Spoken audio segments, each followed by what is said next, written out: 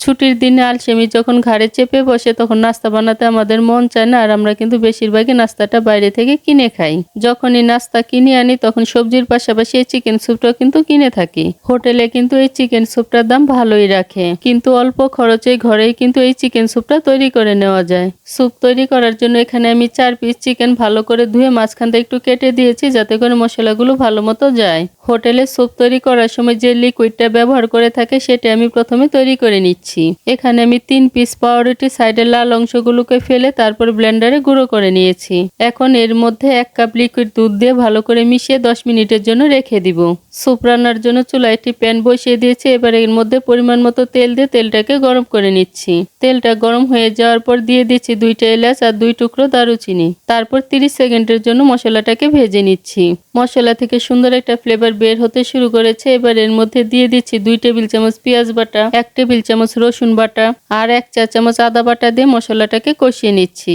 আদা রসুন থেকে কাঁচা গন্ধটা চলে যাওয়ার পর এবার এর মধ্যে সামান্য পরিমাণ জল দিয়ে দিচ্ছি যাতে মশলাটা পুড়ে না যায়। এখন এর মধ্যে আমি কিছু গুঁড়ো মশলা দিয়ে দিচ্ছি স্বাদ মতো লবণ, আধা চা চামচ ধনে গুঁড়ো আর আধা চা চামচ জিরে গুঁড়ো দিয়ে মশলাটাকে আবারও কষিয়ে নিচ্ছি।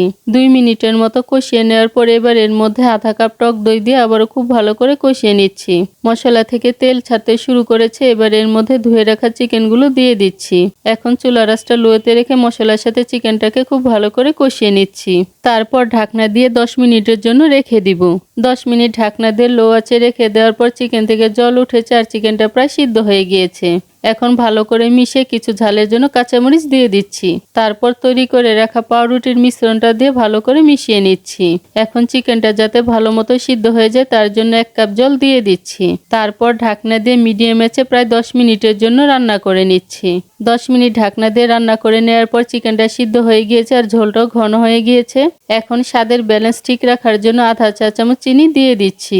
তারপর সুন্দর একটা ফ্লেভারের জন্য 1 চা চামচ ঘি দিয়ে ভালো করে মিশিয়ে ঢাকনা দিয়ে স্ট্যান্ডিং টাইমে 10 মিনিটের জন্য রেখে দিব।